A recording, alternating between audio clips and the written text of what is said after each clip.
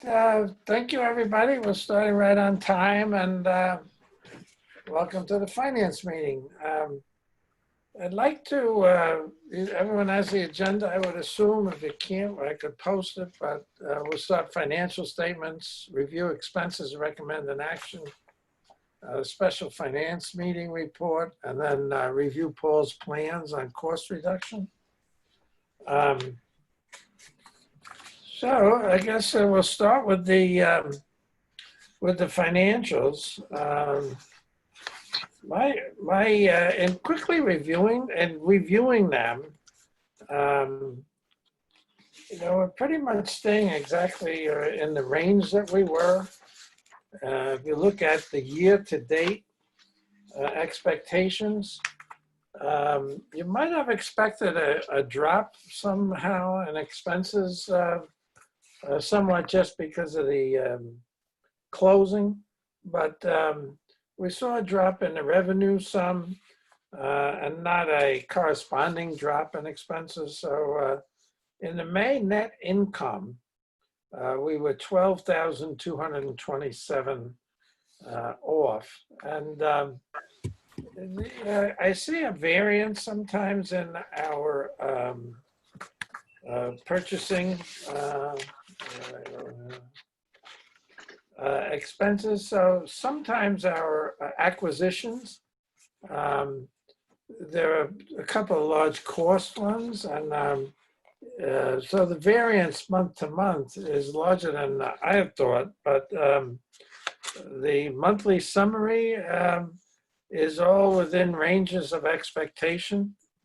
And I think the issues for us on the management of finances are the ones that we'll come to talk to, the reopening and other discussions. In reviewing the financials for the month, does anybody have any particular questions? I have a question about the capital projects expense, and it's related to the bank accounts. Should I ask it here? The capital projects in the income statement, the next to the last item, capital projects. Right, the 3,330. Yes. So, and I remember that as a bill that got paid. I don't see a deduction from the designated capital account to match this. And I was wondering if that was because the check hasn't been cashed yet. Will that be taken out of the designated capital construction account?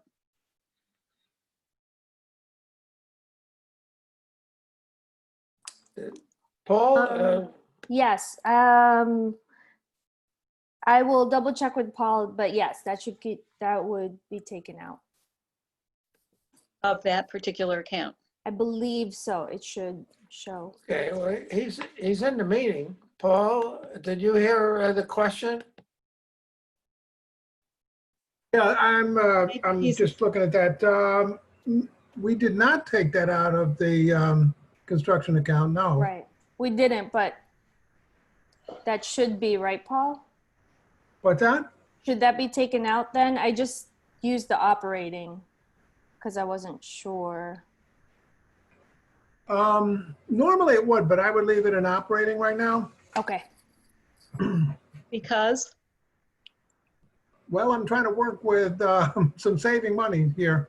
I'm trying to work with some figures on undesignated construction account. I wanted to leave it at the same at this point.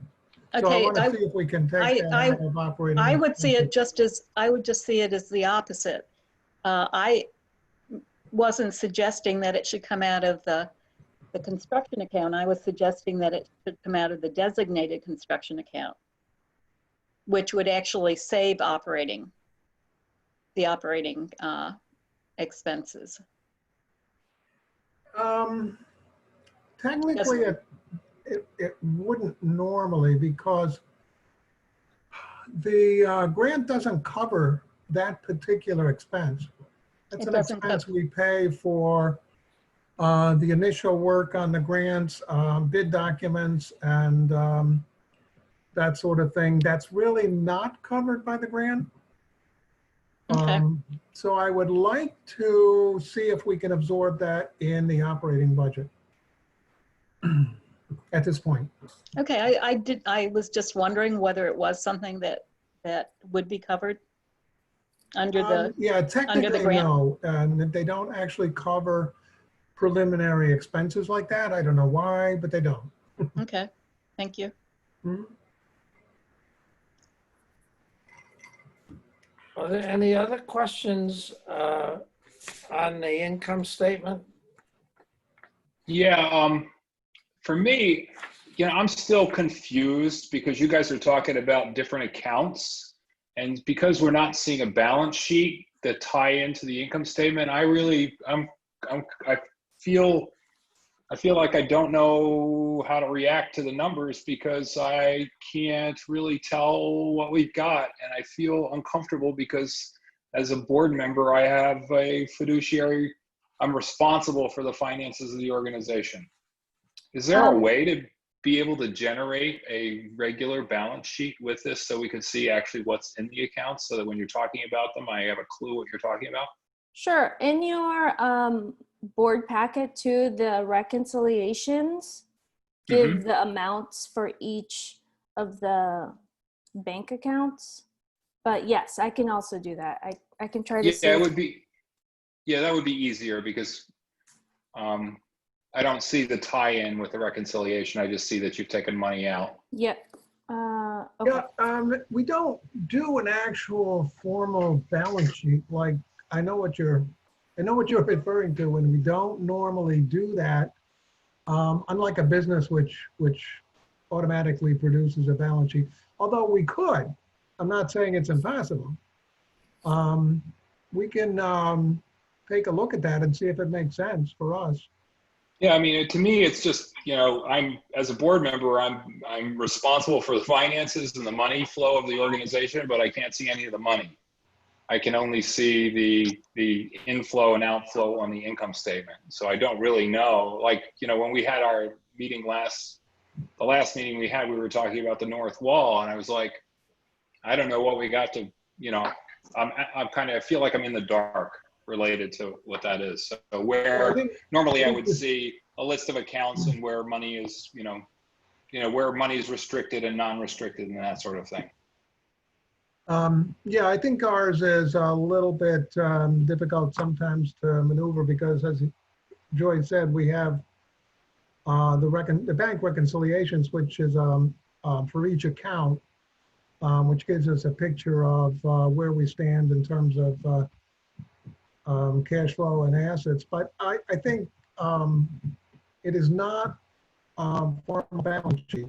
Right.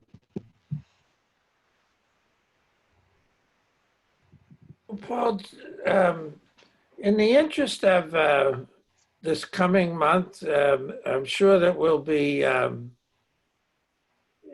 focusing and may even need a second special meeting of the Finance Committee. But as we receive these things, I think having a balance sheet would help us, thinking going forward, just to where we are now. So not in regards to the minutes as we'll be adopting them or to the documents that you presented now, but do you think in the next week and a half that you could try to generate a balance sheet so that we could have a more informed decision? I can work on something for that. You think that would be helpful, Mark? Yeah, that would be really helpful. Just to, Great. Okay. Any other questions on the, I had a question just on the last part, the tax levy delinquency. I was confused about it, so I asked Paul because I thought the tax levy delinquency was delinquent payers of taxes that we're now getting, and I thought that might be in the revenue. But he let me know that that's not the case. It belongs in expense. So that was confusing to me, but it is an expense, it's not a revenue.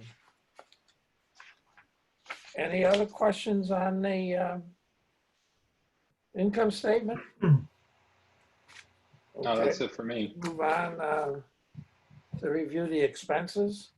They've been posted.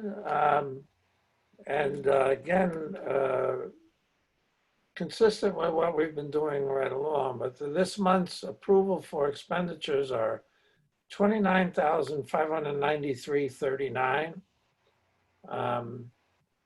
And what I'd like to do is make a positive recommendation to the trustees for approval of those expenditures so we can pay our bills. Any discussion second on the that. expenditures or question? I had a question on the elevator. There's been Yeah. no progress in checking to see whether there might be a savings with somebody other than Otis. I did check with them and I reached out to the person that Mark suggested and they said they can't come to the building right now until we're open.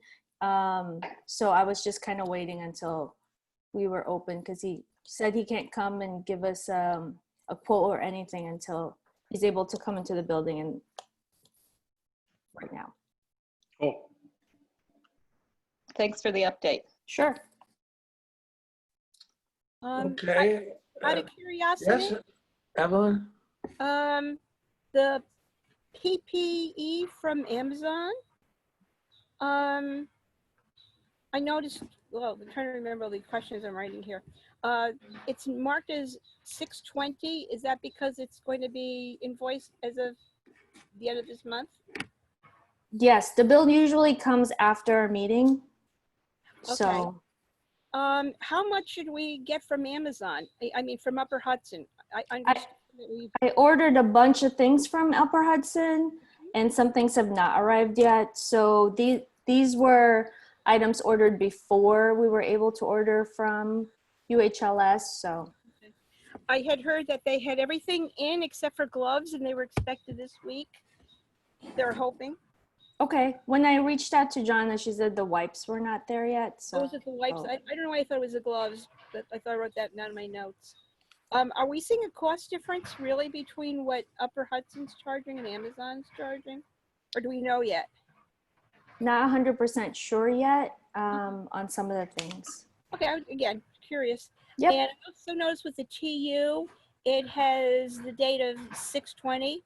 Is that when we're gonna restart the Times Union?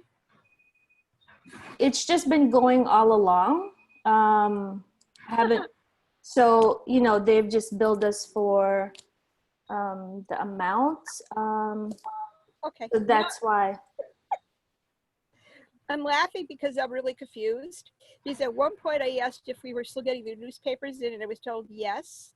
And then when I asked there was something that came up that maybe the special finance meeting. And then I was told no, that you had stopped them and were restarting them. So I don't know what's going on. Do we have papers or not? We Are we can getting- double check on that. I'm sorry, what? We'll double check and Okay, I am Yeah. curious, especially about the times, Sure. because if I had known, I would have started buying certain days of the week myself, and I did. So I'll probably send you a note and ask. yeah, no problem. Thank you. All right, so I've also asked Paul when we get into his report on cost saving to try to elaborate on impact and we can continue this discussion. But Evelyn, are you comfortable with us passing on a recommendation to the trustees of payment for the all of those charges, $29,500? absolutely. If you had called, for the all in favor, I'd have gone aye. Okay. All right, then. All in favor, since we've either seconded or made the motion and said aye. Okay. Is there anyone opposed to that motion? All right, grand. Thank you very much. The special meeting of the finance meeting, the minutes were distributed and we were all there. I just tried to capture in the minutes and had some help from, a lot of help from Marie, and later Mark. And what we were able to do in the final end was ask Paul for reduction plans, and he's produced them. Well, I had a hard time. I'm sorry, I called you about 10 minutes to 5. I had a hard time putting my finding those reports. You sent them to me. I read them, and I can't find them. I asked Marie, and she sent the closing report, but we were on the agenda. I thought we were going to talk about your cost reduction plans. Are they posted for today's meeting? I didn't see them. I know you've sent them. Are they part of the director's report? Yes. They're in Yes, the in the director's report is where it is? Right, for today's Okay, meeting. all right, good. Then, are there any questions about the special finance meeting report? It was posted and distributed. Any changes to it? There's a lot of I was, dynamic processes going on about the issue. I was looking at specific parts of the budget that we could reduce. You know, the materials budget is probably one of the most flexible at this point. But also I was able to look at the building repair line, which is never quite enough, but I think we can reduce that along with Well, just let me interrupt 1 second. I think what I want to do is just close that item 3, if there's no questions on that, and then turn it over to you to talk about the reduction plans. And, so you could continue. I just want to make sure that item is closed. Anything further on the minutes of the special meeting? All right, Paul, thank you very much. Please continue. Sorry for the interruption. I just want to be sure we were checking. Looking at those particular line items, you know, I said that we may be able to save about 42,000. Going forward, though, you know, you kind of shift gears, at least I do. For most of the history, at least my history of working at the Troy Public Library, we've never had enough resources, you know, to operate the way we wanted to. So in some sense, I suppose we're shifting back, you know, by these percentages into the bad old days, essentially, of, you know, saving money and reducing, you know, what we do. So there are other line items in the budget as we go along that we may be able to trim a little bit from as well. But in order to match the 10% reduction in the tax levy, I had proposed that we also use the undesignated construction account as a reserve account. And if we go ahead with the masonry project, which we really need to make decisions on because we only have about a year left to get that finished, you know, we'll need let's see, 7,000 for the back wall, the northeast wall, and a total of 120,000 or 113,000 for the north wall. The total would be 120,296 of what we need to match that grant. And so that would leave us about 84,000 in the undesignated construction account. We do have a couple other projects that will need matches. One is the Lansingburg cupola project, which needs about a $7,000 match. And then the historic structures report needs about a $19,000 match. But we have time on both those projects. And of course, we have applied too for additional support for that match on the historic structures report. But the Lansingburg project, we have almost 3 years to complete that. And then the historic structures report is 5 years to complete. So I think at this point, it's prudent to have at least some funds in a reserve going forward in case there is a reduction in the tax income. Going forward, people have talked about a 15% reduction, a 20% reduction. In those cases, that would definitely affect staffing levels. And I have projected a couple of changes in staffing levels. Both those changes would result in some cutbacks in service. So that's kind of where I am. Everybody got that report, right? Everybody see that? Well, I just read the director's report as posted for this meeting, and I don't see that particular thing. About 7 days ago or so, you did send these reports out, and I don't have it in front of me. I don't see it posted, so. Yeah, Bob, it's on there. It says Director's Report - June PDF. The numbers are in there. Okay.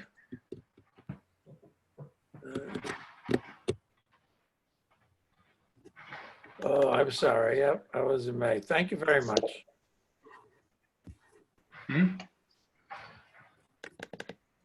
And So Marie, Yes. I don't know if you heard today, but the governor confirmed that they are going to defer property taxes for 3 months, 90 days. Oh, so, well, the legislature had said 120 days according to what I read in the newspaper about that. So he signed the bill that I was believe passed by the legislature? I heard him this morning and he said 90 days when he was talking. So I was listening to him on NPR. The bill that was passed by the legislature said that they authorized the municipality to delay up to Right. 120 days or take installments. So Right. it's not, so. It's not clear what Troy will do. Right, it's certainly not in their favor to delay to that extent. I mean, they're having financial difficulties as well. Yeah. And I certainly am uneasy at the thought of giving everybody a delay because Yeah. those people who are able to pay may not pay. I probably wouldn't get around to it. So I think that it's, it's not a black or white. There are all kinds of gradations that could occur as a result.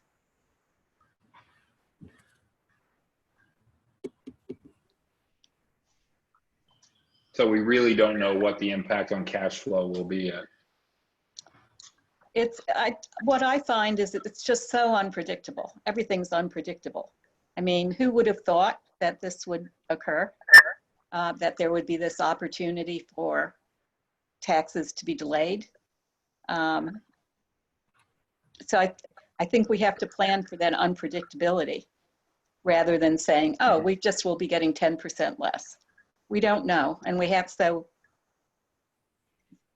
we have to use that as our context in which we make decisions. So Bob or Paul, what is the amount of money that we're expected? This is a two-part question. What's the amount of money we're expected in the fall tax revenue that the check we're going to get for the city? And if it's delayed, what's the impact on cash flow? Well, as I said in my report, I don't see how, if there's a 3-month delay, that we can actually stay open because of basically cash flow issues. What we expect in the fall is about 400,000. I think, Joy, is that roughly? And that 400,000 is supposed That to sounds cover right. us, and that covers us through when? September. Well, no, it's covers us through December 31st, correct? It's It for covers the, us actually through almost till March. Mhm. Till March. Yeah, because we don't, they make they make a tax collection the end of January, but then they have to process that. So it takes about till early March before we see the next big payment. For example, if you if you go 90 days, we do not have enough funds right now to survive that. So, I would see us not operating. I see two risks. One is that we outspend our revenues, and the other is that we run out of cash. So we have to contend and plan for each of those. Right. We have a meeting scheduled tomorrow at 1:15, Marie, Paul, and I with the controller. And the topic of our meeting with him is to hear from him what his forecast is for our immediate payment. We're hoping for hard information, and for two reasons. I think with that information, we may have more concrete focus for what we need to do in the next, before the end of the year, immediate actually. And because we don't have information about the flow, we're having this meeting tomorrow, information meeting, to see what kind of hard figures they might be able to share with us. I think we should schedule a special finance meeting, a special meeting of the finance committee next week. And Paul, when you gave your report, when you said there would be some personnel impacts, et cetera, I think we'd like to see both more detail on the plan in terms of impact. And discussion started to come back to other than personnel services reductions, which I think we have a moral obligation to really assure that the actions we're taking are entirely necessary. So I would propose that we meet next week and continue to discuss this very issue about what do we do immediately. And if you could have the balance sheet statement for that, that would help. And we'll see what happens tomorrow. We might get concrete information, and we might get ballpark information. But I think in regards to what they're expecting, we'll at least know they're thinking. I don't know that we could take it further now in the finance meeting because of the absence of specific information and time to start the other meeting. Do others want to continue this discussion now, or is there an agreement that another meeting of the finance meeting is needed? Finance committee is needed. I agree with you, Bob, that we should schedule a meeting for next week of the Finance Committee to be looking at this. What I think we need to do is look at revising the budget for July 1st. So we may also need to schedule a board meeting, a special board meeting before that date as well, but have the special, have the meeting of the Finance Committee to propose what we should be doing. I think also we will continue to get better information as we go along. So yes, after tomorrow, we'll have more information. After we hear about the grant application that we have in for the historic structure report, which we're supposed to hear about in July, we'll have more information. After people are meet the deadline for the taxes, we'll have more. So we will need to continue to our deliberations on this. Now, if we met early next week, Monday or Tuesday, that might give you time to decide then whether you need to call a meeting of the entire board. Are people available Monday or Tuesday for to continue that discussion? I can do Monday. Tuesday is hard for me. I could do early Tuesday. I can't do the end of the day. Marie? It just depends on the particular time. Monday, let's see, Monday. Yeah, I don't think I don't see anything scheduled. Evelyn? And Paul, would you be available Monday? Yes. Do people prefer mornings or afternoon? Well, depending on time and day, the 15th looks free, but on the 16th, there is another library Zoom meeting in the afternoon. I think it's like 1 or 1:30, and I'm enrolled in that. Well, that conforms to Mark. He's not available Tuesday, so if we made it Monday, Okay, would Monday. you prefer morning or afternoon?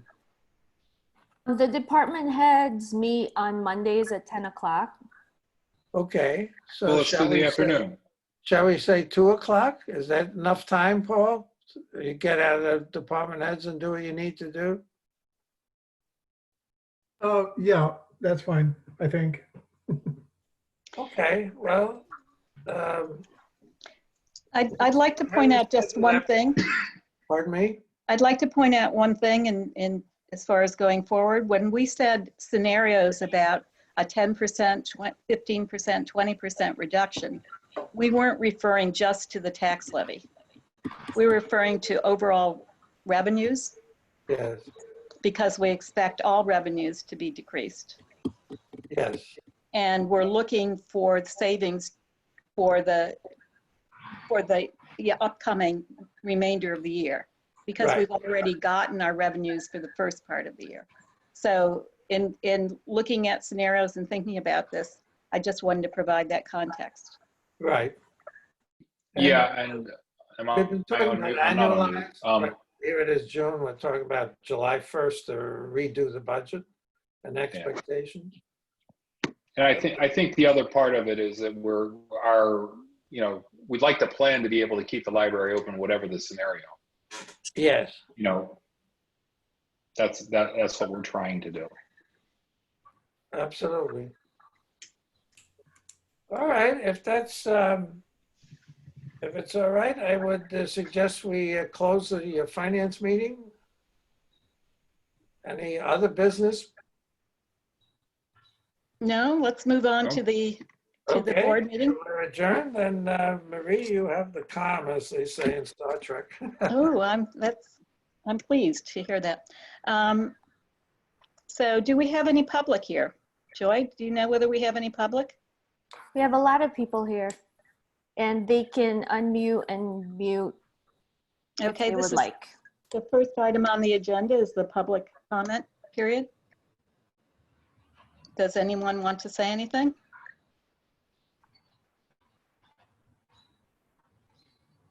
I would like to, this is Freda. Hi, Greta. I would like to reserve some time at the end of the meeting, at the end of the board meeting, representing the Friends rather than the public as a whole. I think that would still be considered part of the public portion. Don't you have two parts of your public portion, this first part and then the part at the Right. end? Yes, but I'd still, even though you're the Friends, it would still be part of the public, I think, other than the board members. Okay. Okay, so yes, please don't let me forget to ask for the public comment period at the end. Anyone else? Okay, moving on to the next item, the treasurer's report. Bob? Yeah, I'm switching to get the number. As everyone knows, we just completed the finance meeting. At that finance meeting, we reviewed the expenses for the month, and we're recommending approval of expenditures for the month of payment for the May expenditures in June of $29,593.39. So is there a second for that motion? I second. Slow roll was required by public meeting law, or open meeting law. So as far as votes go, Evelyn, Aye. Arlene, I,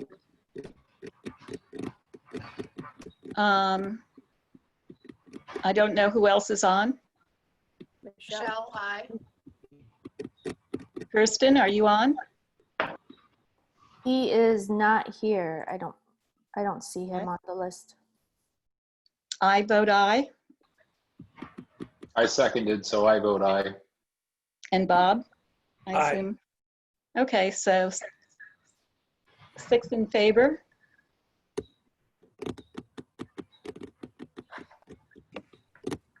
Anything else, Bob, in terms of the treasurer's report? No, that was it. People are aware that we're having a special meeting of the Finance Committee next Monday at 2. And we have a meeting tomorrow with the city, an information meeting about forecasting the tax levy flow, which we hope will be informing for us.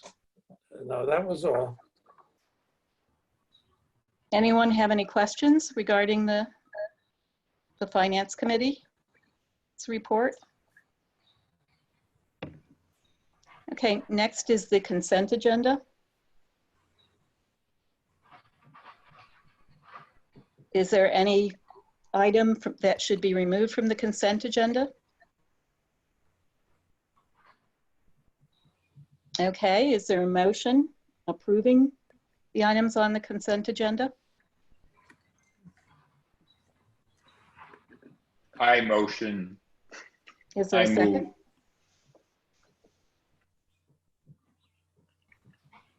I Is there- second. Second, somebody else. Who's Michelle? Did- Michelle. Yep, sorry, I can't, it takes me a second to get from typing to unmuting my microphone. Okay. So then slow roll. Evelyn, Aye. Arlene, Yep, Marie, aye. Michelle, did I ask you? I can't, no. I seconded, so aye. Okay. Bob, Aye. did I miss anyone? Okay, the motion carries. The next item on the agenda is the safety plan. Paul, would you like to speak to that? I could. We did send that out. I apologize. We sent it out only, I believe, yesterday morning. But we only learned very recently, about a week ago, that it's recommended that we have a separate safety plan. We obviously have a board-approved reopening plan, which includes some of the safety issues that are in the safety plan, but it's still recommended that we have a separate safety plan that we can post and make available to people. So the staff was working on a safety plan based pretty much on a template that New York State put out. Again, the safety plan comes from the fact that suddenly libraries were included in the retail reopening process. And this really stems, these safety plans stems from retail reopening. I assume everybody's read it. I don't know if you have questions or comments or additions you'd like to see. I had one question. I've heard of situations where people who are showing active symptoms aren't allowed to come into the business. And I don't see any provision for that in your safety plan. I don't know whether that's even a possibility, but I just wanted to ask about it. Yeah, we didn't really have a way to do that because the safety plans and procedures don't involve health checks on patrons or customers in the case of retail. So we really didn't have a mechanism to do that.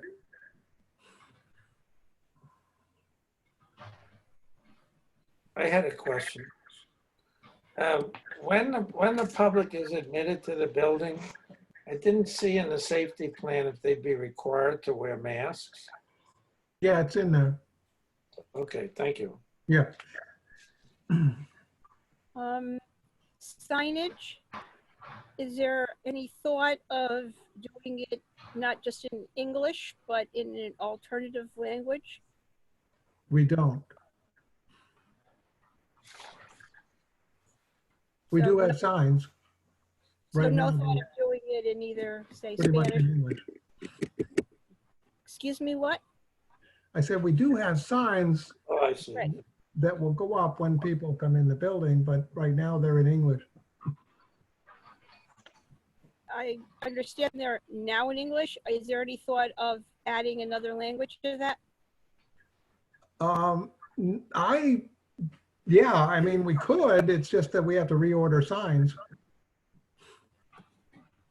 These are permanent kind of signs that we have. Permanent until. And the other question is, I know there's that whole section on staff going through an assessment.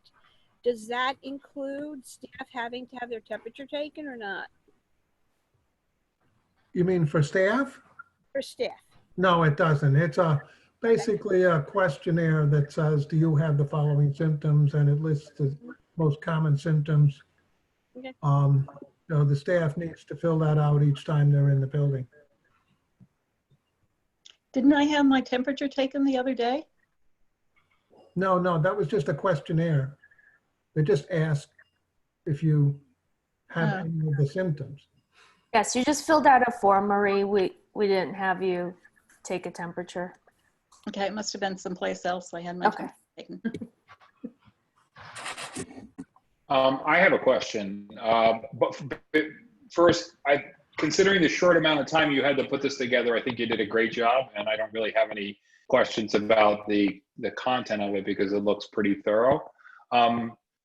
What my question revolves around, Evelyn sent around notes and a presentation that was related to this subject earlier today, and in it, and I don't know who made the presentation because I read it while I was in between meetings rather quickly, but one of the things that mentioned in it a lot was making sure that there is legal counsel involved in this in some way, shape, or form. I don't know if that's because it was a lawyer who was making the presentation or if it was a real concern that part of the reason for the safety plan is to limit the liability of the library if something were to happen. And Yeah, I think, Mark, there has been a question of liability going around, and it has come up in several meetings that I've attended. It's basically, and that's one reason we have a reopening plan, we have a safety plan, on both of those things we follow. So that I think that greatly limits our liability. The idea, it's hard to imagine now that somebody's going to bring, a suit. you sneezed on me. Where they caught the disease and how you prove that. So Yeah. the likelihood is relatively small at this point. So I have not really had our attorneys on board, at this point. I think we've followed the basic recommendations for reopening and the basic recommendations for being safe and the staff being safe and public being safe. So plus, when I get the attorneys on board, it starts the meter. Yes, and I don't want to necessarily suggest starting a meter that we don't need to start. It was really a question related to that. Mark, your guess that it was a lawyer was a really good one. She was a lawyer.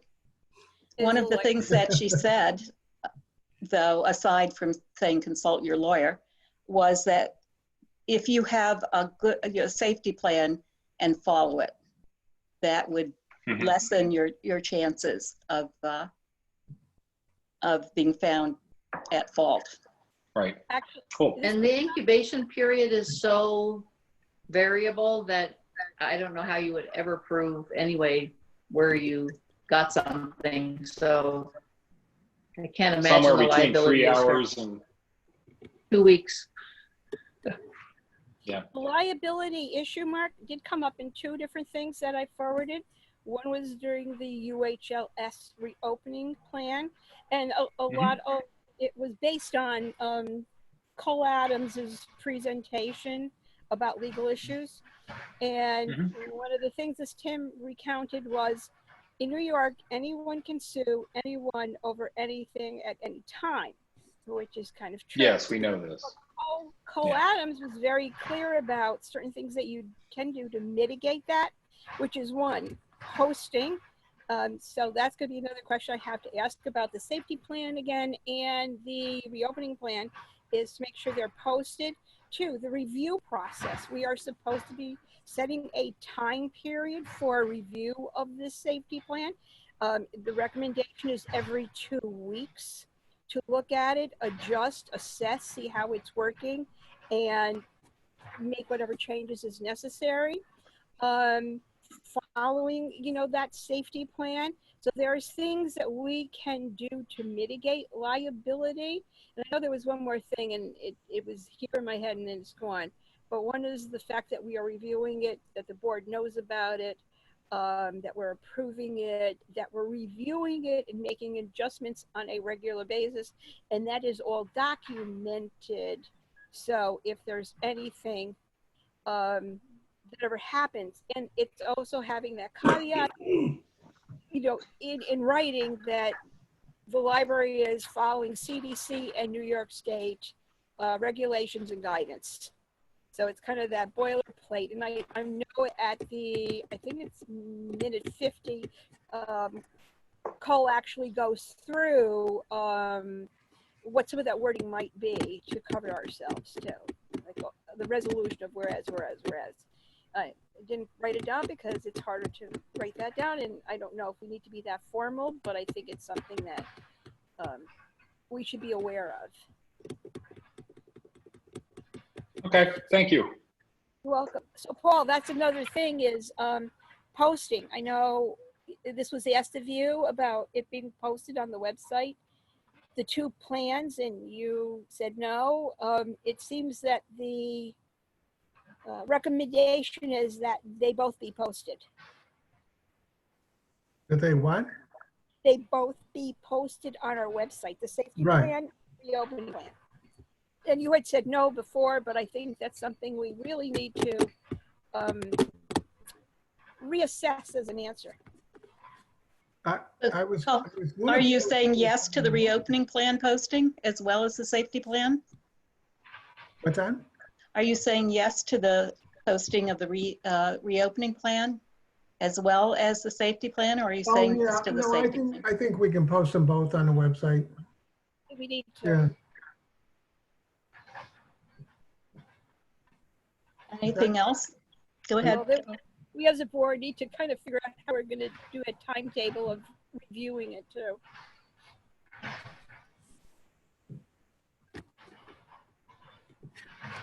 Just wanted to add about the legal issues. I think we're very solid in the approvals, the written documentation, and the place that we can get into trouble or be vulnerable if they're not universally applied. When people feel that they're selected, then there's a reason to become agitated. But So there'll be no exceptions and evenly applied. I think we're very well covered and well done.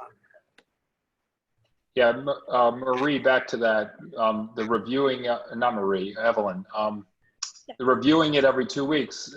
They actually recommended that there was a designated staff member or a committee of the staff to do that and not the board, because the board doesn't meet often enough in order to be able to do that. Oh, well, did you actually listen to her too? It could be a No, I staff just saw member. the presentation. That was written in the presentation. I didn't hear it. It could be the board, it could be members of the board. It depends on how large a library you have. She goes into more detail of all those pieces in the notes. If you have a really large library, or especially large library board, then you designate. But we're a very small board as it is. And it doesn't have to be the board, but it should be something that we do have a chance to reapprove each time, and that's annotated. So what will be the mechanism for the review? Paul, Well, have you recommended how it might occur? Well, the staff has been reviewing these things continually in the form of the department heads, and actually ad nauseum. I mean, we've been reviewing all of these safety plans and reopening plans and tweaking them and that sort of thing as we go along, making suggestions. So I think that's the process that we need to follow. Right, because once these pieces are implemented, things, I want to say, change. The environment will change as we go further on into this. Again, a resurgence might happen, a complete disappearance might happen, we don't know. At the same time, as we go through it, there are things that may need to change in the actual implementation, and that's something to me, the front line, our staff would be making those recommendations. You know, the administration and staff sees it. Well, we have a statement in our reopening plan that says that there may be changes, you know, due to changing environment. Right. And that the director has the ability to make those changes when necessary and for the safety of the staff and the public. So that's a statement that's in our reopening plan already. So there's that assessment piece and the revision piece, but then there's the approval piece. You know, there's the three segments of it. Yeah, the reason that I had mentioned the fact that staff should be the ones that are actually reviewing it, if every time there's a change to either the safety plan or the reopening plan and the board has to approve the change, we're going to be having to have special board meetings every time there's a change. And that actually would get in the way of actually doing something that we might need to do for public safety. Well, doing it every time there's a change, or saying we are going to, let's say during a 2-week period, there are 10 changes. We may not have to approve every change, but at say a 2-week period, we go, oh, I see, this is what's new, this is what's changed, and approve. You know, again, just to ensure that the board has seen it. I think that's the bottom line of this, that we are aware and that we've put our print on it in a sense. And I think, I'm trying to remember how it was phrased, that ultimately it's the board that has the ultimate governance of the library, not the implementation, but the governance of it. And it's a responsibility that has to be seen by the public. So, do we know what other libraries are doing, whether they're having the board review every 2 weeks? Do we have any idea whether they, I mean, that was her opinion, but what are other things? I haven't heard, maybe Paul has heard something in the directors. I may hear some more tomorrow about what other libraries are doing. I know it's gonna come up one way or another. Well, I I agree. can ask that on Friday. We have a directors meeting on Friday. Yeah, I'm looking at I don't know if this is notes or was the handout final from that meeting, and it said your board must designate someone or some small group as in charge of maintaining and updating your library safety plan. The safety plan must evolve with the changing situation operations of the library. This requires a flexibility and responsiveness that a board cannot provide. A person or highly responsive group must be empowered to evolve the plan. And then they have a model that is attached by link. So Paul, do you have somebody designated to be reviewing this plan on a bi-weekly basis? It doesn't sound like you can just say whoever. It sounds like you need to have somebody who's designatedly in I charge would of it, either one or. designate my department heads as a group to do that. Great, And do they meet weekly, Paul? Yes. great. And then there could be a review at the board meetings monthly as well. That would be great too. There could be, yes, as to where we are. We can have that on the agenda as Yeah, temporarily. I think at the board meetings, just discussing any changes that may occur, so the board is aware. Yeah.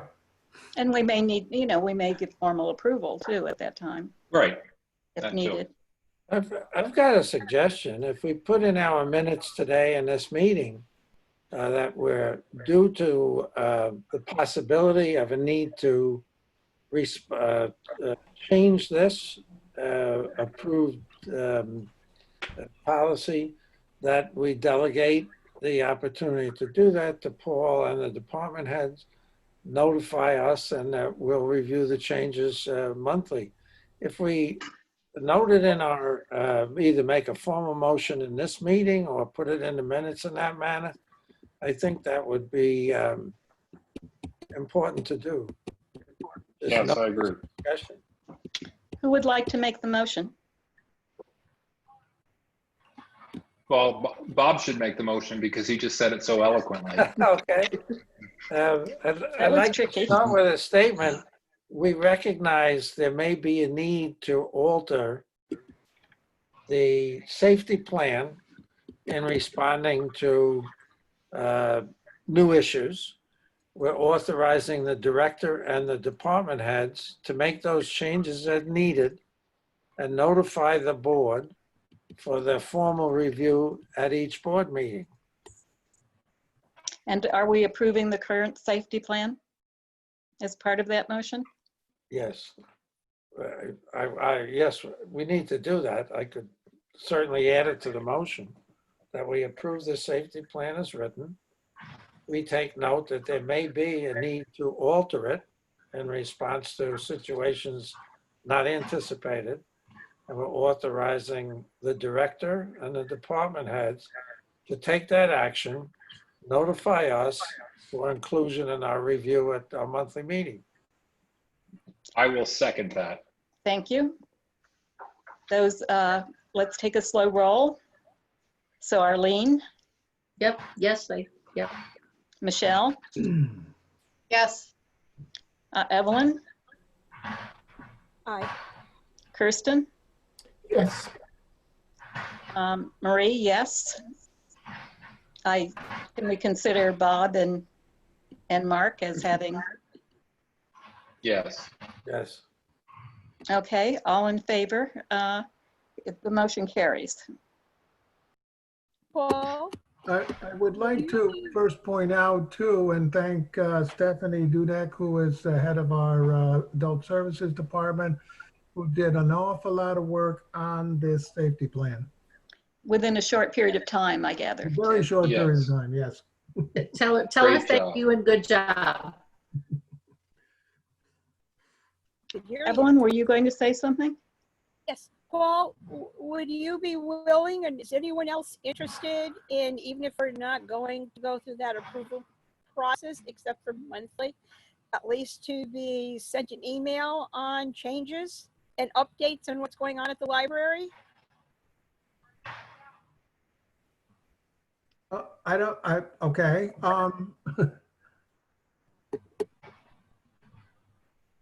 I guess I thought everybody knew what was going on, but I can certainly try to update people as we go along. So won't the safety plan be posted? Won't we have access to any Yeah, changes we that do occur in it? said we'd post these things on the website, certainly. Well, that offers another question. If there are changes, would they be incorporated into the website posting as those changes are made? Yes, yeah, I mean, that's, Or would they wait until we went through the approval process monthly? well, as I said, in the reopening plan, we did pass a resolution which allows for changes in these plans going forward. I would think that they would get posted as soon as we make any Yeah, I mean, changes were made in the plan, because you have to alert the public that we've made the change. And we also, for our own protection, need to be consistent with our plan and Yes. actions. Yep. Any more comments on this topic?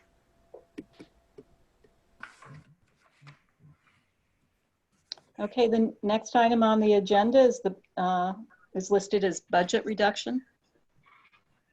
yes, I sent out in my director's report a plan for the eventuality of the reduction in the tax revenue. And so I examined some of the line items in the budget, which I thought could be reduced. One of the big reductions would be in the materials budget. The materials budget is currently 102,000. So it would be a fairly drastic cutback to go back to 70,000 or at that level, which is a reduction of about 32,000. I thought that we could also look at reducing the building repair line, which is at 16.5, down to 10,000. The security budget, we're saving a bit now because we're closed for 3 months.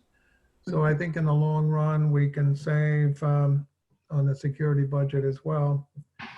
And then there's a small savings in the Lansingburg maintenance line item.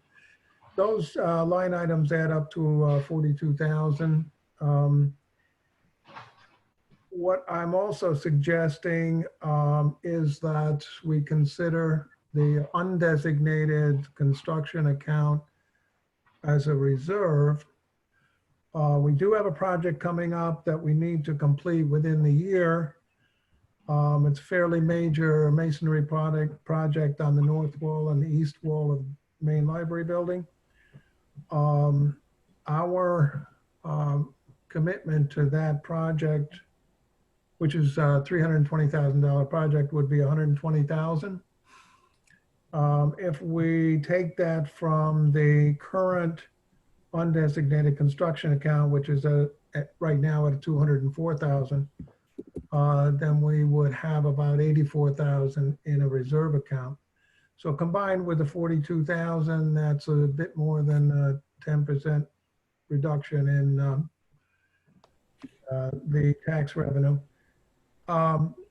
Going forward, if it's more, if it's 15% and 20%, this would involve reductions in staffing and a consequent reduction in what services we can provide.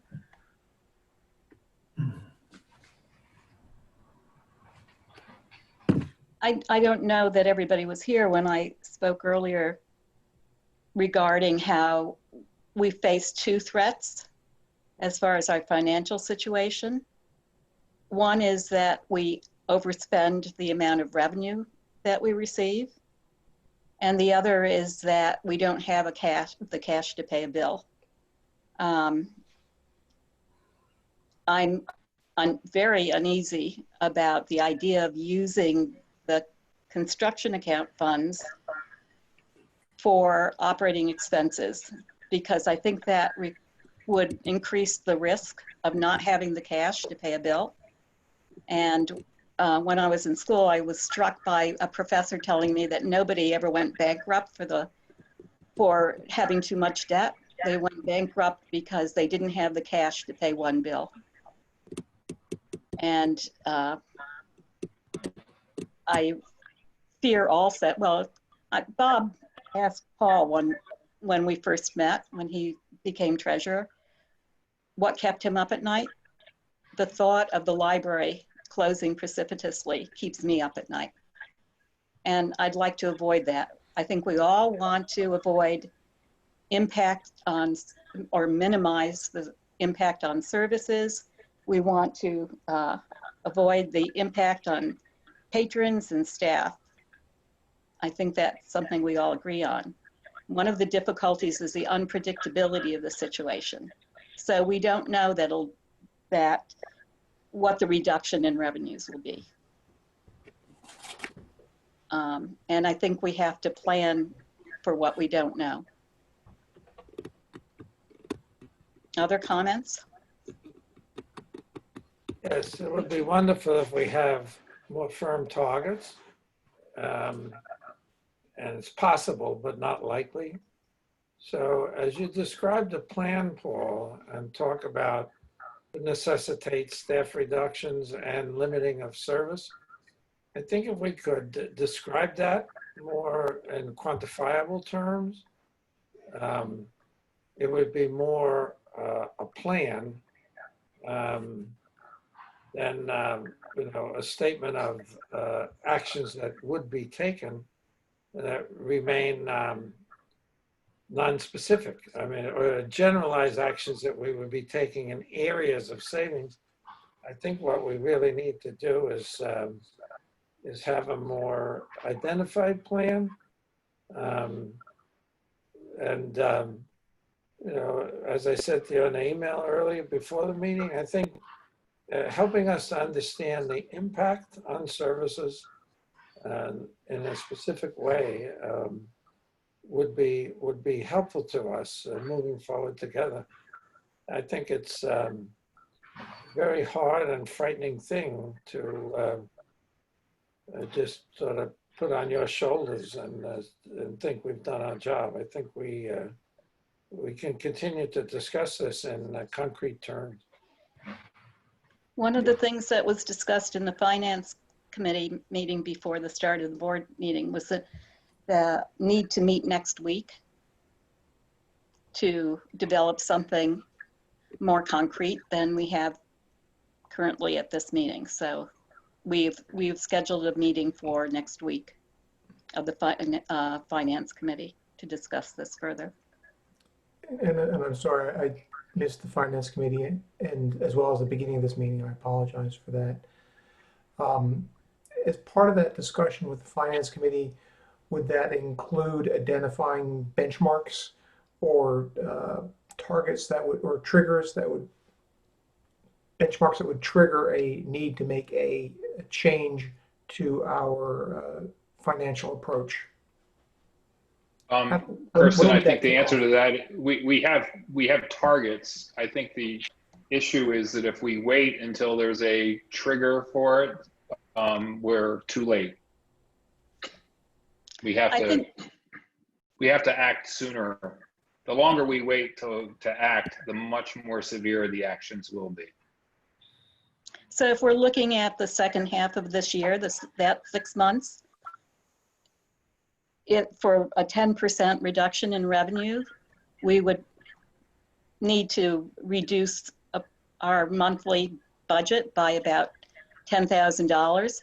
If we don't implement that for 3 more months, we need to reduce our monthly budget by $20,000. So that's the concern. I think our benchmarks are occurrences that might add more to the predictability of what we can expect. Those, or at least that's what I see.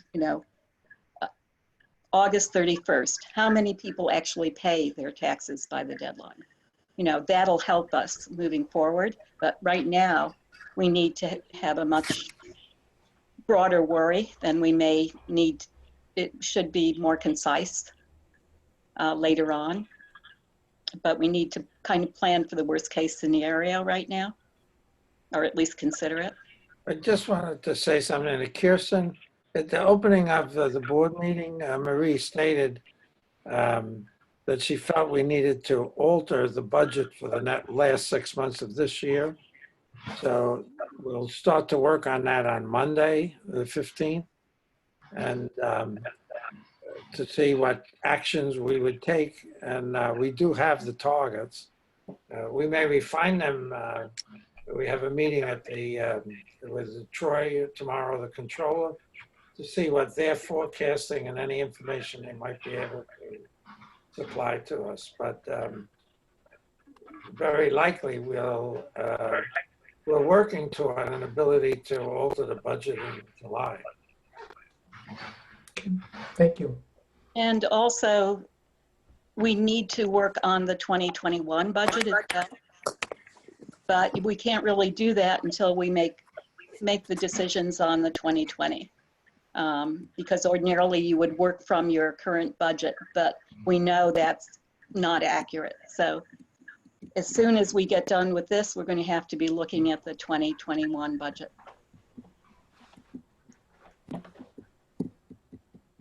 Anything else on this topic? Well, I guess I would ask we talked about implications to changes in hours and trying to firm that up more specifically if these changes take place in the budget. I think Paul has proposed to reduce the construction reserve fund by a certain amount. If we go ahead and do that, what is his vision for how the projects that are currently online, how they would move forward, and in what timeline they would move forward? I'd like to have a better understanding of that for consideration during the financial piece.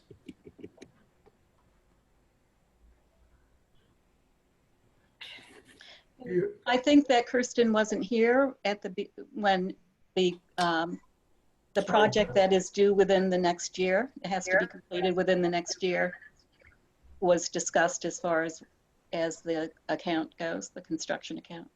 Yeah, I was recommending going ahead with that project. And those are the figures that I gave in the report.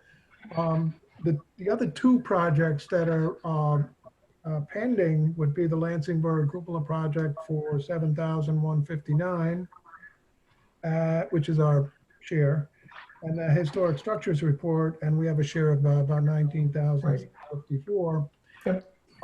But we have much more time on those two projects. We have 3 years on the Lansingburg project and 5 years on the historic structures report. Obviously, we want to get these things done, but you know, we're Thank you for disaster here. So yeah, I understood. Thank you. I apologize for going over ground that's already been covered. I apologize.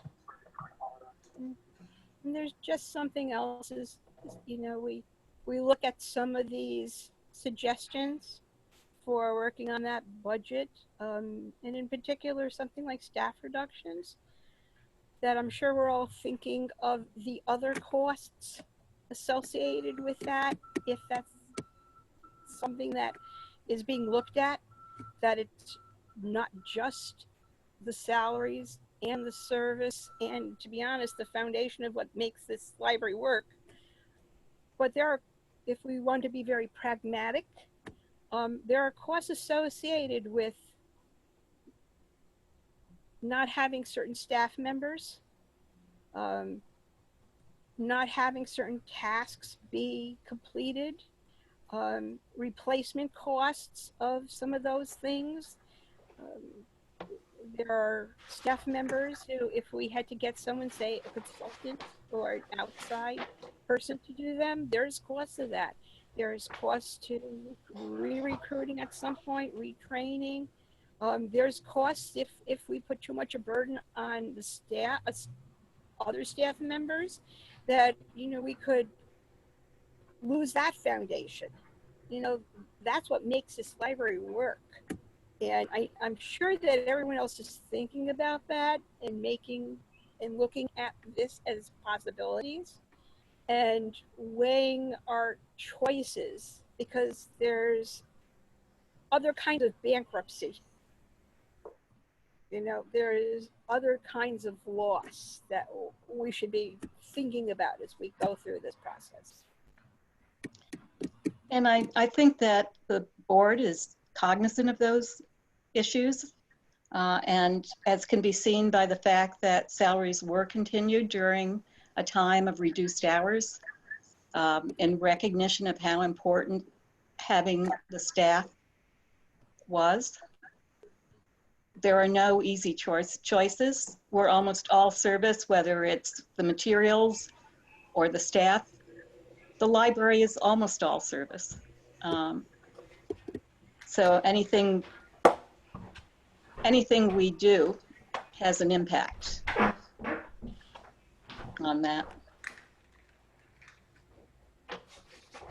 Anything further on this topic?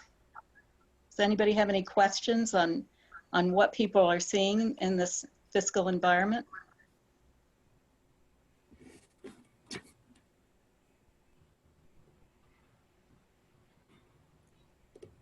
I just want to make a comment. Paul, I commend you and thank you for not buying lots of plywood and putting it on the outside of the building. Well, I have a great deal of faith in my, but people of Troy. Thank you. I was not aware of that, but I applaud you, Paul. Important to appearance. It's important to the dignity of Troy. Well, But, someone you know, on we've seen Facebook also a number of times when people, you know, might be a problem, might get out of hand. They still have a lot of respect for the library. Well, someone did recommend on Facebook that he boarded up the windows. And we did have our friendly person who did spray paint "I love libraries" on the outside at that time. That was fun. You mean the vandalism that occurred several years ago? Yeah. But at least that it was that, as you say, versus other things that could have been written. So are we finished with this topic and we move on to the next item on the agenda? Right. So the next item is the addition to the Code of Conduct. Yeah, I don't know if this is, I went back and added in the last sentence, practice social distancing by remaining 6 feet apart. That's basically the change I was going to recommend for the Code of Conduct.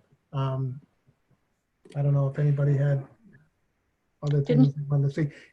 I put it on Dropbox if you haven't seen it. It says, if circumstances warrant, such as the prevalence of highly communicable disease, visitors to the library will be required to wear face masks, which cover both the nose and the mouth, and practice social distancing by remaining 6 feet apart.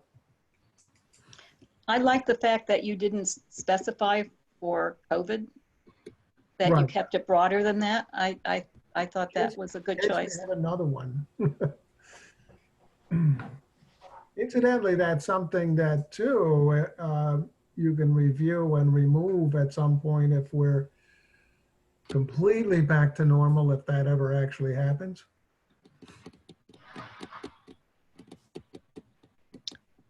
Any other comments on the Code of Conduct? We'll need a motion to approve the modifications in the Code of Conduct. Is there a motion? I move to approve. Oh, Michelle, do you second? If Arlene motioned, then I second. If I motion, then I'm sure she seconded. She's quiet, so. Okay, she's muted and she couldn't get to her mute fast enough. I know how Oh. that is. All right, so Arlene motioned and I. Okay, so slow roll. Bob, Yes, aye. Marie, aye. Mark, Aye. Evelyn, Aye. Michelle, you seconded, okay. Arlene? Yes, she approves. And Kirsten? Aye. Okay, motion carries, all in favor. The next item on the agenda is the director's report. Actually, most of my director's report was the financial section. But I just wanted to say that we did begin phase 2 today, which is providing curbside service. It went very well. I think it'll take a little more time for everybody to catch on that we're actually doing that, but we tried to spread the word around, and I'm going to get out a press release tomorrow. We had to hold off on the advertising, until we knew exactly we were actually going to do this. So we didn't want to do a lot of preliminary stuff and then not be able to follow through. We had a number of people. At one point, we had 3 or 4 people an hour drive up or walk up. So we're doing both walk up and drive up. We opened for the public at 11. At 11:02, Evelyn called. I was desperate. I was so desperate. Best birthday present ever. Seriously, it was so perfect. Well, it's a limited service, but I think it's a sign to people that things are getting back to some semblance of normal. We had planned to provide the curbside service for about 2 weeks, again, depending on what happens out there and what the news is and what the changes are. At the end of 2 weeks, we hope to go into phase 3, which does allow some people into the building and so on. So we're also working on setting up for phase 3. That's actually been most of the work that the staff has been doing. And we're pretty well set up to allow people into the building at this point. Paul, when are our materials due back? Are there? Starting in July. They've changed all the due dates till July. I don't know if I can answer that question. It's a rolling set of dates starting, I forget, like the 2nd of July, sometimes in July. Yeah, they moved And then all of they go those on due there. dates. And they just roll through the months, so not everything's due back on one day. I know, I checked my my record. It sort of simplifies Regularly. matters that we're not charging fines because we don't have to go through all that at this point. But people will get notices and so on for returns. So things will start coming back. Actually, we had a delivery yesterday already from Upper Hudson, and so we're moving slowly, but we're moving forward. That's exciting. And it's exciting that it went that well too. Yes, it is. Speaks to the planning that went into it. Right, it is going well and going smoothly. I do want to say that our director has talents that we haven't seen expressed before. He made these really attractive sneeze guards for the circulation desk. I was surprised that they look as nice as they do. Well, we kind of worried, early on, and that's why we actually got some supplies early on, because we knew the things were going to be in short supply. And we looked at commercial sneeze guards. Actually, there wasn't much out there at the time. So I said, well, you know, I can order plexiglass sheets from a company that produces plexiglass and then go from there. So we did. Nicely done. Any questions for Paul or more on this topic? Okay. Thank you, Paul. Next is community feedback. Paul and I did receive a letter from actually a friend of the library saying how much she enjoyed finding the recording of one of our board meetings online, that it was reassuring for her to get the update on what was going on with the library. And it's much appreciated that she went to the effort to let us know that. Any other feedback from the community?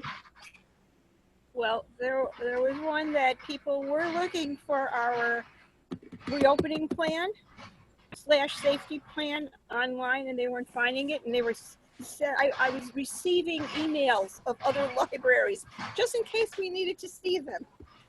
But I think it's good that we're finally going to post them. These people are looking for them and interested. Out of concern for their own safety in coming to the library, or? I don't know if it's always a personal safety issue, though I know people who are, some of these people are concerned for themselves. I think it's a much more general societal concern that these things be out there for people to see if they want to see them or need to know what they are. Any other comments received? Okay. Any old business, new business? No? I just want to say that if anybody has ideas on how we might respond to the financial situation that we're encountering, that any ideas are welcome. Any suggestions? We would like to keep the options open and not limit ourselves in any way. So I neglected to say that earlier. I think we've reached public comment. Is there anyone who would like to speak? I would. This is Freda. I'm now president of the Friends of the Troy Public Library. And first off, I think the communication that's gone on from the staff to the public through Facebook and other means has been terrific. It's been all the programs that the Children's Services are doing, the reading of stories, the crafts programs that are going on, plus making Ancestry available for free and having the various ways that people can download books has been terrific, and the fact that it's publicized. So we, the Friends, repost those things as they come from the library. And so we're clearly interested in, as we go forward, in knowing how else we can be helpful. In the meantime, what we've done is we've replanted the planters in front of Maine. Some anonymous person had put daffodils in. We now put the summer flowers in and are organizing a group that will water those things. And we went to Lansingburg and weeded and laid down newspapers and mulched the Lansingburg shrubs in front of the library so it didn't look like an abandoned building. In all the things that you've talked about so far, I mean, I'm not privileged to the documents. There's no mention of Lansingburg and plan for opening Lansingburg. And so this has a number of implications for the Friends. One, our main source of revenue is selling books, either through the bookseller or our pop-up sales of books. And so the stock of our donated books, which are in the bookseller, is there, sitting there. It's been quarantined. So one of the things that we did, because, in concern about the fact that people wanted more access to books, especially with all the kids that were home, we got permission to go to Lansingburg and pull about 90 children's books, which, had been sitting in quarantine. We used gloves to put them in boxes. They sat in my house for 3 days. And then I put them on the curb for free in my neighborhood, which is the Morningside Heights neighborhood. And there's another neighborhood who's offering these children's books for free. But going forward, I have no idea, because I don't know, what the plans are for opening Lansingburg. And, I've seen what the sneeze guards, I've seen the I've been in the library because I had to access our mailbox. So, I think the things that have happened in the lobby at Maine are phenomenal. But I'm curious about what the plans are for Lansingburg. I'm curious about the possibility of, we've been talking about doing some pop-up sales where we would conform to all the health and safety issues, where we would quarantine books, we would wear gloves, we would socially distance buyers, but to do no definite plans, either a pop-up sale in front of Lansingburg or a pop-up sale in front of Maine, because without our ability to sell books, we have no income except for membership and dues. And so we've been working on that too. We contacted we have about 30 people who do not have emails, and we've reached out to those 30 people, one, to renew their membership, and two, to update them on what's going on in the library, about the book, book drop, about the fact of the opening today. We just did a mailing last Wednesday. So those are my questions. One, what are the plans for Lansingburg? And what are ways that we, the Friends, can be helpful both to the board and to the staff as we move forward through this time? Paul, did you want to address Freda's question about Lansingburg? Well, it's a bit difficult at the moment. My plan would be to incorporate Lansingburg into our phase 4. So let's say we're at phase 2 now, we'll go 2 weeks. Phase 3 might last 3 weeks. So within maybe a month and a half, we would be able to open Lansingburg. If we're reducing our staff, if we're reducing operating hours, et cetera, I don't have an answer for that at this point.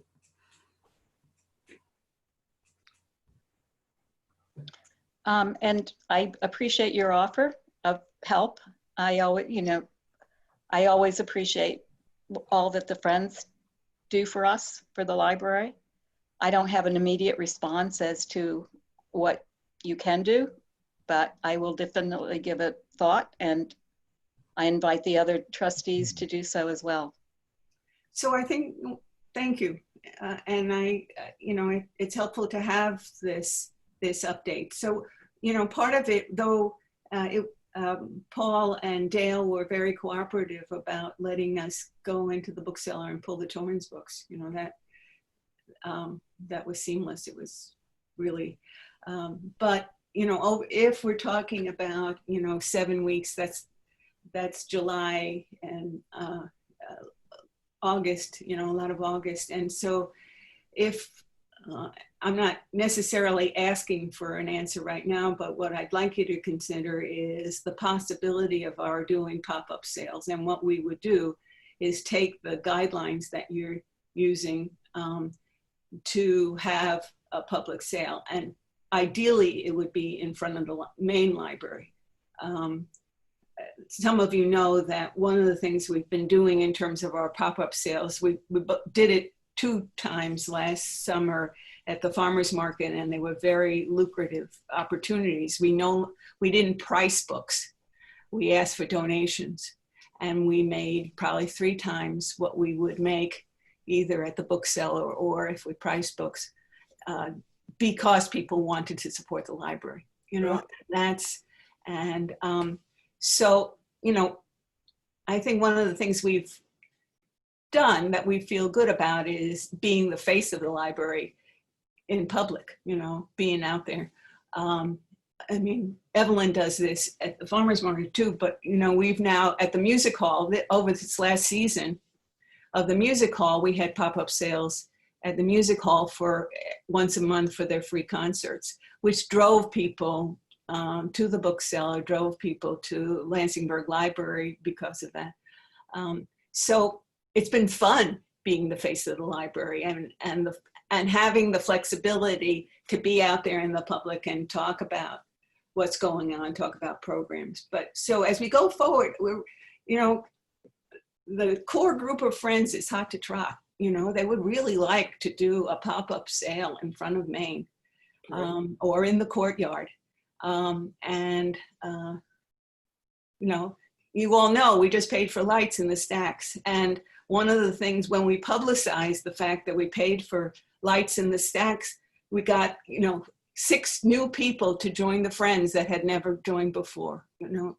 So these kinds of improvements and telling people about that life goes on even though the library is closed, you know, I think keeps people's spirits up, keeps our spirits up.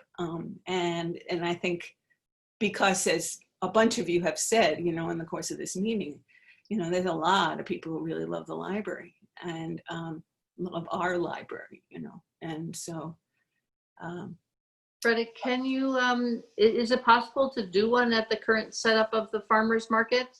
No, they're not letting people, not-for-profits. They're just having food vendors now. They may relax that because, as you know, talk about the stages of the library opening. I'm sure there's stages for the farmers market, but right now it's all food vendors. We have a very good relationship with the farmers market. I think as soon as they let not-for-profits in, they would let us in, you know. Because they too like the fact that there was a connection between the farmers market and the library. You know, it just, you know, these collaborations, you know, the collaborations between the music hall and the library, and the collaboration between the farmers market and the library. You know, we get a lot of positive feedback about this. We may hear it more than you guys, you know, but it's very positive, and so that stokes us, you know, keeps the fires going. Farmers market. Thanks for distributing the children's books. That was really nice. Yeah, thank you. Thank you. Evelyn, were you? I was gonna say the farmers market has always been very appreciative of the library, taking part as a community table. You know, they allow us on a monthly basis, which is really good. Some places, some other organizations don't even have that privilege of monthly, but they quite enjoy having the library there, and they've been wonderful for the outreach table. And it's been going on for some years now, but it's on hold. I know they have. You've been very good about staffing that table as well, which we appreciate. But thank you. It's my little passion project of sorts. I've been doing this before I was even on the board. Mm-hmm. So if we came up with a proposal to do a pop-up sale in front of the library, or I'm talking about Maine, because I think it would be better in front of Maine in terms of having people where there's foot traffic that maybe slid into the courtyard. Is it a possibility, like, you know, like if as we go into stage 3, Paul, do you think that might be a possibility? I really, no, I don't.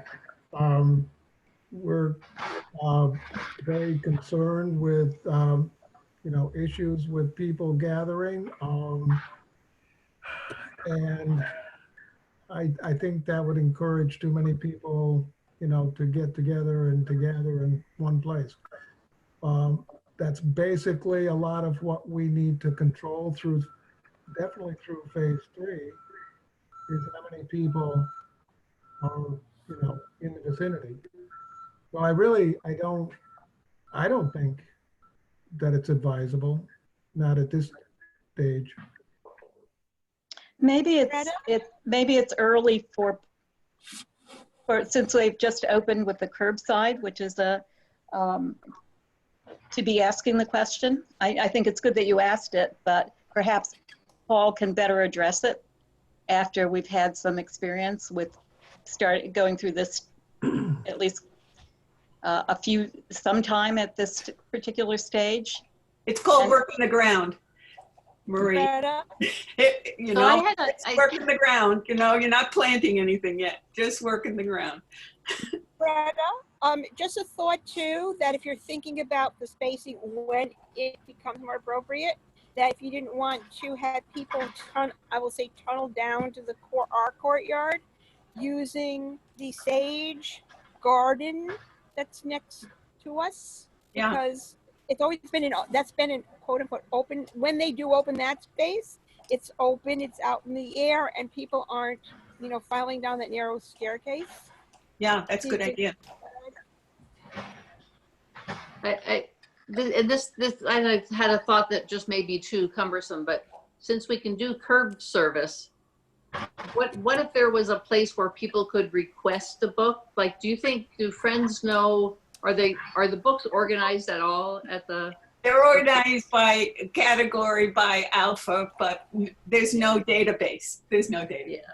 And one of the concerns about moving our books, and I don't want to take too much of your time, is as soon as people are going to be allowed to make donations back to the library, we're going to get snowed under. And because everybody's been, hoarding their books, and, we get requests every week about whether we're taking donations. So, part of it is wanting to move the current stock is in anticipation of getting tons of donations once things open up.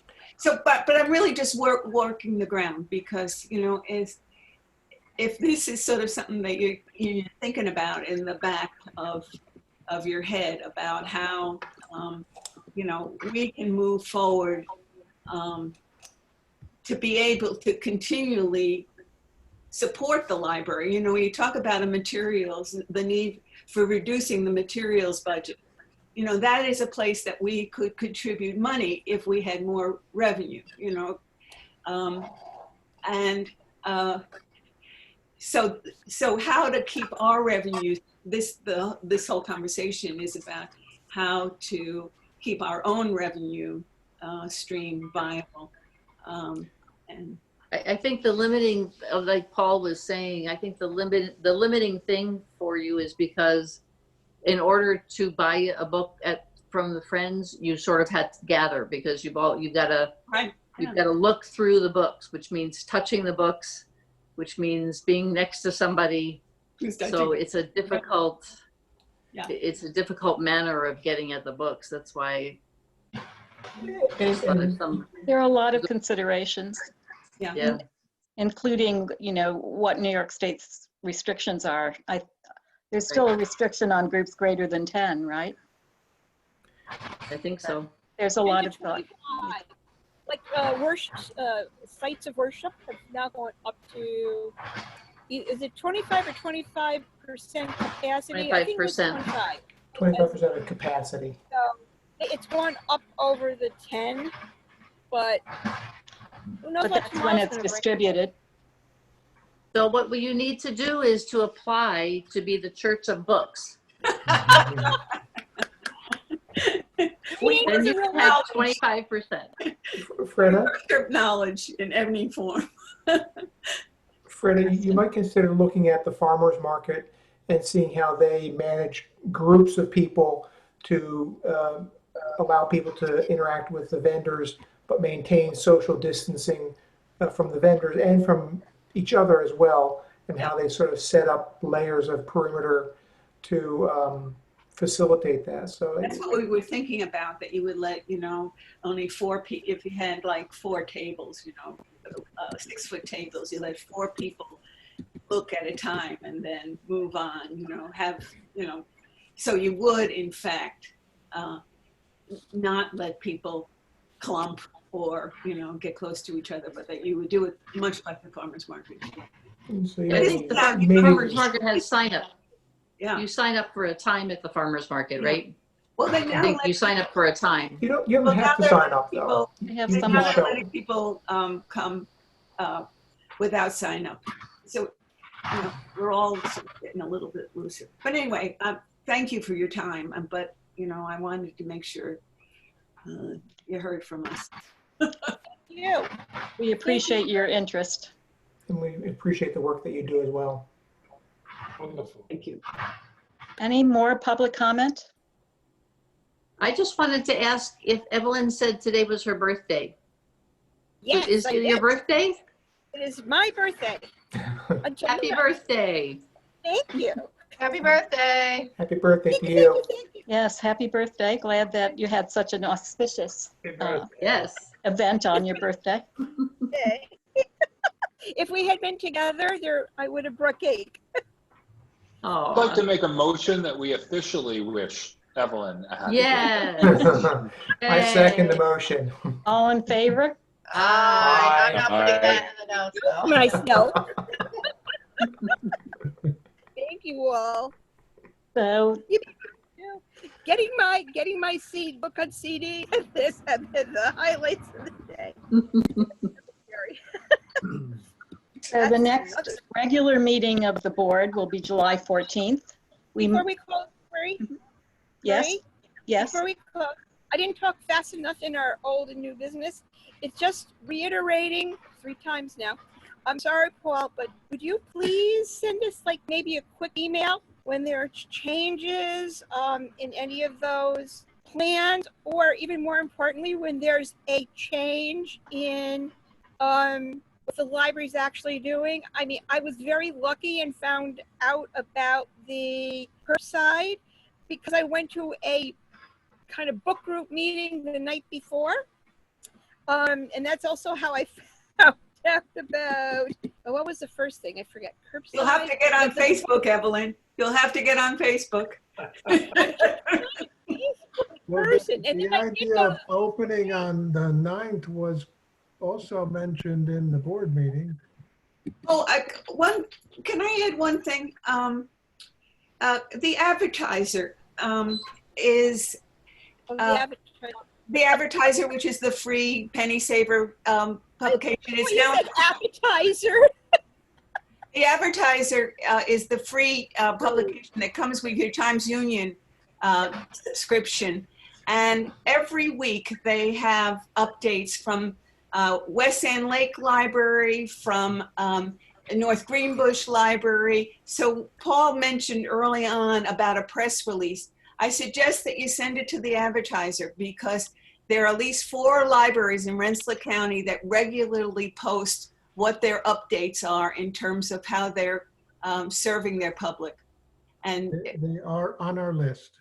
Yeah. Our programs are always in the advertiser. but they haven't been now. I've been watching the advertiser for about a month now. So there's been nothing from the Troy Public Library for the last month.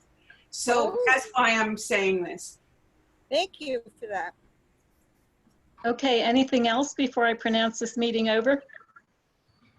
Okay, the next official board meeting will be July 14th, although I wouldn't be surprised if we had a special board meeting before that. Thank you all. Thank you. Thank you to the you. staff who Thanks. Nice to see everybody. Bye, care. all. we greatly good night. appreciate. Thank you. Thank Thank you. you. Happy birthday, Evelyn. Thank you, Joy. Thank you. Hi, Joy.